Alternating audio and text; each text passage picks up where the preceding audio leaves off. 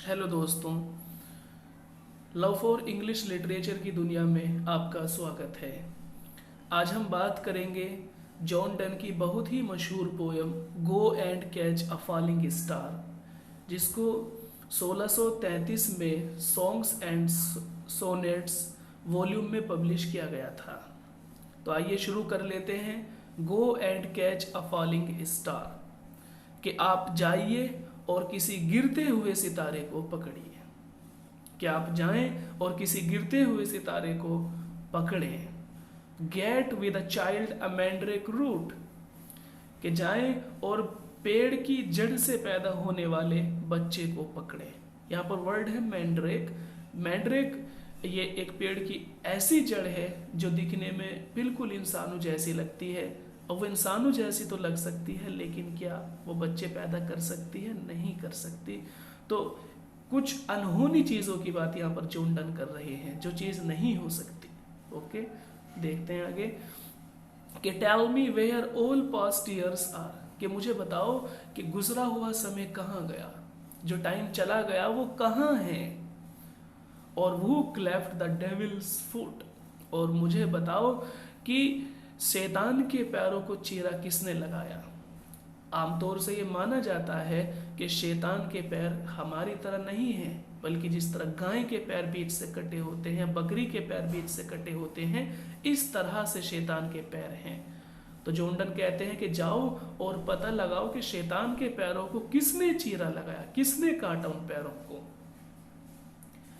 Teach me to hear mermaid singing, मुझे बताओ कि जल परी के गानों को कैसे सुनो। कौन सी टेक्निक है जिसके जरिए मैं जल परी के गानों को सुन सकता हूँ। यहाँ पर भी एक अनहोनी बात कर रहे हैं। सबसे पहली बात तो जल परी नाम की कोई चीज़ नहीं है। ओके, फिर उसका गाना, ये और भी बड़ी बात हो जाएगी। तो मुझे बताओ कि जल परी के गानों को मैं कैसे सुनूं। ओके, आगे कहता है और to keep off envy stinging, और मुझे बताओ, इस बात का पता लगाओ कि एक आदमी अपने दुश्मनों की चाल से, उनके प्रोपगंडे से अपना आप को कैसे बचाए। कीप ऑफ, कैसे अपना आप को अलग रखे एक दुश्मन की सोच से, दुश्मन की चाल से। हालांकि ये भी बहुत मुश्किल है। Okay, and what wind serves to advance an honest mind, यहाँ पर विंड माने एनर्जी लेंगे तो बेहतर होगा। और वो कौन सी एनर्जी है, व्हाट विंड, और वो कौन सी एनर्जी है जो एक ऑनेस्ट इंसान को, एक शरीफ इंसान को आगे बढ़ने में मदद कर सकती है। ओके, तो ये भी मुश्किल है, क्योंकि आगे बढ़ने के लिए शरीफ होना ये बहुत ही मुश्किल चीज़ है। शरीफ लोग आगे बढ़ेंगे ये थोड़ा मुश्किल होता है, कुछ तो बनना पड़ता है। तो कहा है कि आप इन चीज़ों के बारे में पता लगा सकते हो। क्यों? क्योंकि if thou beest born to strange sight, क्योंकि तुम्हारी पैदाइश, तुम्हारा जन्म ही स्ट्रेंज चीज़ों को पता लगाने के लिए हुआ है। तुम आश्चर्यजनक चीज़ों को देख सकते हो, पता लगा सकते हो, खोज कर सकते हो। थिंग्स इनविजिबल टू सी, तुम उन चीज़ों के बारे में भी पता लगा सकते हो जो कि इनविजिबल है, यानी जिनको नहीं देखा जा सकता, जिनका पता नहीं लगाया जा सकता, तुम उन चीज़ों को भी देख सकते हो, पता लगा सकते हो। तो फिर शुरू करिए क्या कि राइट 10,000 डेज एंड नाइट्स, क्या आप 10,000 दिन और 10,000 रात सफ़र करें।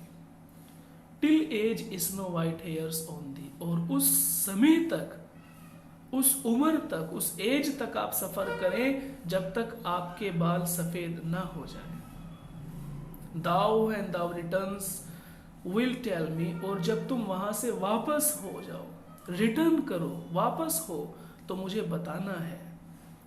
ऑल स्ट्रेंज वंडर्स दैट बिफेल दी, वो सारी चीज़ें मुझे बतानी है जो भी वंडर्स, आश्चर्यजनक चीज़ें तुम्हारे सामने आई हैं, जो भी अद्भुत चीज़ें तुम्हें पेश आई, वो सारी चीज़ें मुझे बताना है। एंड स्वेयर, और सच सच बताना, सच सच बताना है, कसम खा कर कहना है, यानी सच बताना है। Nowhere lives a woman true and fair, कि क्या तुमने किसी जगह किसी खूबसूरत और ईमानदार लड़की को पाया है? तो कह रहे हैं कि नो वेयर, वो कोई सी जगह नहीं है कि जहां तुमने किसी खूबसूरत और वफादार लड़की को एक साथ पाया हो। यहाँ पे ट्रू के माने सच भी होंगे और कॉन्स्टेंट भी होंगे, यानी वो खूबसूरत भी होगी और एक जगह टिक जाए ये मुश्किल हो सकता है, क्योंकि खूबसूरत लड़कियां अपना पाला बदलती रहती हैं, आज इस पाले में कल को उस पाले में। ठीक है, सच होना भी है, लेकिन यहाँ पर इसका मतलब कॉन्स्टेंट, एक जगह पर टिक जाने वाली लड़कियां मुश्किल होंगी। खूबसूरत होंगी तो टिकेगी नहीं, ओके, पाला बदल जाएंगी। आगे देखेंगे कि इफ दाउ फाइंड्स वन, अगर तुम्हें एक भी मिल गई, अगर तुम्हें एक भी कहीं मिल जाए तो लेट मी नो, तो मुझे उसके बारे में पता होना चाहिए, मुझे जानना है उसके बारे में, अगर कहीं एक भी आपको मिल जाती है। सच अ पिलग्रिमेज वर स्वीट, और अगर मिली तो मैं उसके पास एक तीर्थ यात्री की तरह जाऊंगा।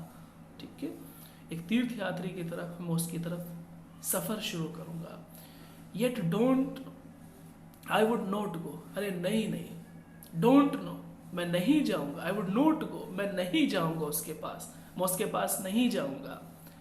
Thou at next door we might meet, अगर उसका घर मेरे घर के बराबर में भी होगा तो भी नहीं जाऊंगा। दाउ शिवर ट्रू, वो सच होगी, वो कांस्टेंट होगी जब तुम उससे मिले होंगे, यानी जब तुम उससे मिले होंगे तो वो एक जगह होगी, एक जगह टिकी हुई होगी। And last till you write your letter, और उसके बाद जब तुमने मुझे लेटर लिखा होगा, yet she will be false, तो वो बदल चुकी होगी। शी विल बी फॉल्स, वो बदल चुकी होगी, यानी जब तुमने मुझे लेटर लिखा होगा वो एक जगह टिकी होगी, तुम्हें लग रहा है कि हाँ ये एक जगह है, कांस्टेंट है, लेकिन जैसे ही तुमने मुझे खत लिखकर पूरा किया तो उसने अपना पाला बदल दिया होगा, वो दूसरी जगह पहुंच गई होगी। एर आई कम टू और थोड़ी, और इतने में उसके पास जाऊंगा, ओके, तो वो 2-3 आशिक तो बदल चुकी हो